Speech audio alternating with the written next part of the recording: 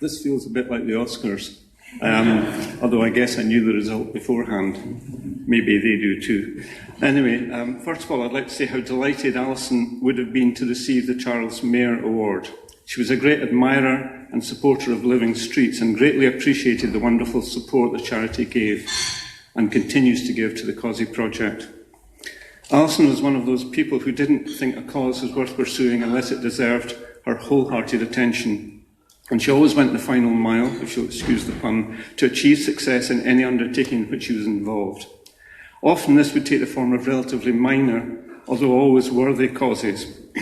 However, in the case of the Causey, she felt that this was a project which was particularly important as it covered so many aspects of the urban realm, whether it was health and welfare, walking and cycling, public engagement and events, or tradition and local history.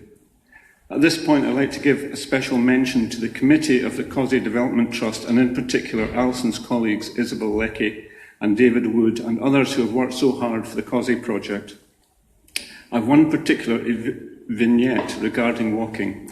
Alison and I often went walking together, whether it was fell walking in the Lake District or trail walks on the myriad of rights of way in the South Lakeland. But urban walks were very important for her too, whether it was an architectural walking tour of Vienna or Paris or Barcelona or indeed London, where she literally went the final mile. Latterly, however, walks from our flat in Edinburgh had a particular importance. In fact, although we lived and worked together for nearly 50 years, we were concentrating so much on the tasks in hand. She was doing the volunteer work and I was doing the revenue funding for our personal affairs.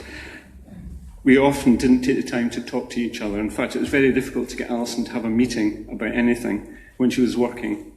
So our meetings, whether about business or personal issues, were more often than not carried out on the hoof, away from the computer, and if possible, the mobile phone. Although I do recall Alison once taking a call on the top of Helvellyn from one of our major fundraisers.